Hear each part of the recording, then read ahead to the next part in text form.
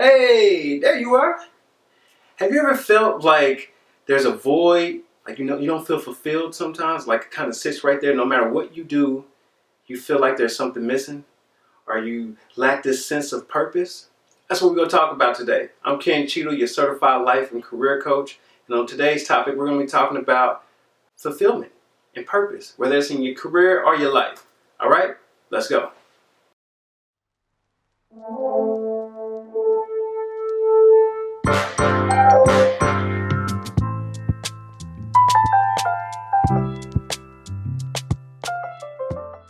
What up, good people? So here we are. So we're talking about purpose and fulfillment. Now, I think that some people arrive at this moment at some point in their life, that they get this fulfillment. I think it's one of the greatest human qualities. And for me, it came around, I think I was around 28, 29-ish, because at that point in time, I had already achieved what was deemed as the American dream, so to speak. And that's important because we're taught in a society that the American dream is success. And success is fulfilling. It's you obtain it. You have this feeling of purpose and fulfillment. Not the case. But before we even get to that story, let me tell you how much of a challenge it was to even get to that point. Because if you don't know me, I come from humble beginnings. And if you didn't know, now you know. And by humble beginnings, I mean, humble beginnings. Low economic status, so I grew up poor. Government assistance, pretty much everything from housing to food, and then pantries, borrowing food, thrift store, the whole nine. Humble beginnings, no lights, no gas, humble beginnings, right? And that environment produces different variables and different outcomes for a lot of kids or whatnot. But for me, and I think it also does it with other kids, it also challenges in another area, and that's education in that sense, because when you're in that environment, you don't focus on education all the time. That's not the primary focus. Even though it should be, it's not the primary focus, because when you're in that environment, you're trying to survive. Survival is the main focus. Survival with, making sure you got stuff to eat, making sure your siblings got stuff to eat, making sure your parents is okay. I mean, kids shouldn't be doing that, but that's what kids do when you're in those low economic classes. Everybody's trying to help everybody. Now, with that out the way, understand I've never been the smartest person in the room, but I've always been one of the most driven.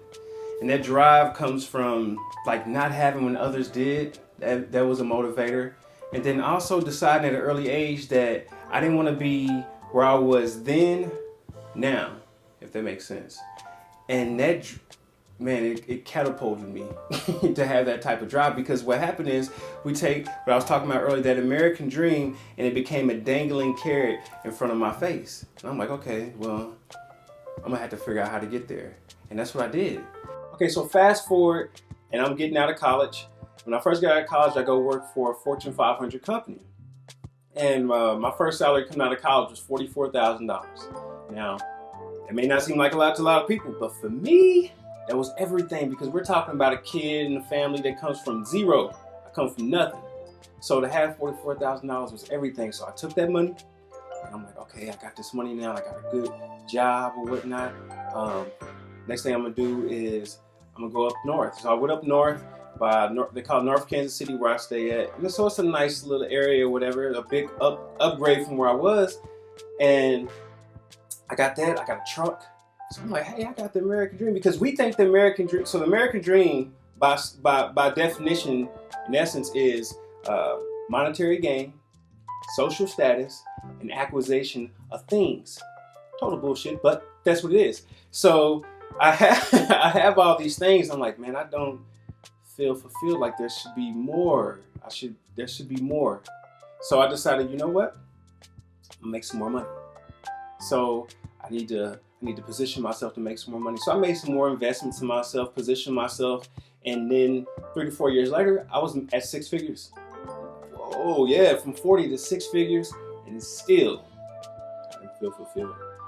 And I'm like, okay, well maybe if I got some more money. So now I'm out in Utah. I remember I was out in Utah. My wife now, my girlfriend then, I was dating her. And I wasn't able to spend a lot of time with her. I'm out in Utah. I'm on 31 days, because I'm still traveling for work. So I'm on 31 days of working 12-hour shifts. bank account feathery fluff. Like it's stacked. I got all type of money, but I didn't feel fulfilled. So, not fulfilled. And now I'm not happy because I'm not able to spend time with my girl, which is my wife now, right? So on my next contracts, I decided to make it that in order for me to take any contract, I had to be able to have work-life balance. I need to be able to work, get the type of money that I want, but also I need to be able to get the type of, be able to spend that money, be able to live the type of life that I want as well, in addition to that. And in doing so, I found my purpose. I found my fulfillment. You're like, okay, you've been going on all this story. How'd you find your purpose? How'd you find your fulfillment? I found it through my pains. Because see, we're taught in this country to hide your pains because it makes you look weak. And I took those pains of self-doubt, low self-esteem, economic hardship. So when you come from a lower class economic family, what happens is it's hard for you to make adjustments to fit into this society where people haven't had those struggles, which is corporate America. A lot of people that are off in corporate, they don't know about those struggles. At least the level of corporate America that I was at, okay? So I had to make that transition. That was a pain, that was a struggle, it was rough. And then also being a first generation career professional, that's rough because you don't have anybody guiding you, telling you, okay, you need to do this, you don't need to do this. You bumping your head. And that bumping your head could either lead to you losing your job, getting in trouble or reprimanded on a review at your job, or, like I said, losing your job. But I was lucky enough to find a lady that saw my struggles, and she grabbed me, she moved me on along, she carried me on along, whatever, because you need mentors sometimes. So that led me to doing what I'm doing now. I got on YouTube. I decided, hey, I am going to take those pains and take the mentorships that I got from people, and I'm going to start sharing that back with folks. So when you first saw me on YouTube, I was getting on, I was sharing relationship advice. I was a little silly, but it was fun. And I decided, hey, I'm going to be real with these people. I'm about to go off and I'm about to go get certified. I'm going to become a certified life and career coach because I really have this desire to help people. So I did so. And now here I am now. I'm here to show people how to make more and live more. And making more doesn't always mean money. It can be making more life or whatever the case may be. But showing people how to make more, live more, how to have a work-life balance, how to create impact in your life, which is all of those things. And if you haven't, went to go check out my website, kennethcheadle.com, I got a blog. And on that blog, you will see me list out, I got different articles with different techniques and tools that you can use in your career to help advance yourself. I got the same thing on my LinkedIn page. And here come upcoming, I'm going to start doing work-life balance things. I'm going to put those on there as well. Different tools and techniques to help you get to the level that I've gotten to. At least try to take out some of that guesswork, a lot of guesswork that I went through. And then also moving forward, so moving forward on this channel, that's what a lot of this is going to be about. Me showing you what I did by giving some of my tips, clues, and advice and experiences on YouTube. So next week, we're going to be talking about investments. That's big. People are like, well, how do you go from 40,000 to 100,000? I invested in myself.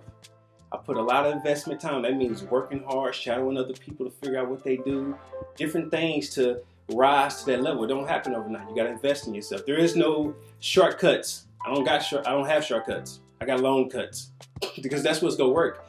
And then the video after that, transferable skills and selling out. That's a big deal.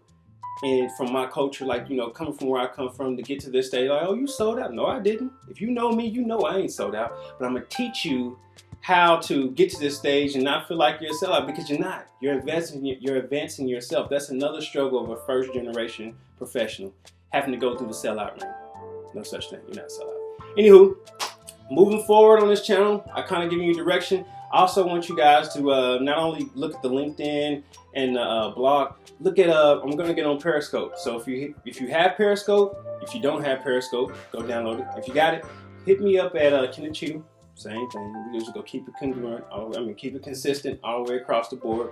So Kenneth Cheadle, and I'm going to be on there giving tips as well and showing you some of the things I do. Like when I travel every week, or when I'm down in Florida getting, investing in myself, or I'm in the Padre Islands out there with dolphins. I'll be showing y'all all that stuff to let you know that it's possible. From the kid from zero, the government assistant kid with the struggles and the problems, from there to here. I'm gonna show you that. Anyway, I hope y'all enjoyed this video. Hope you enjoy this channel. You have a great week, and I'm out. Peace.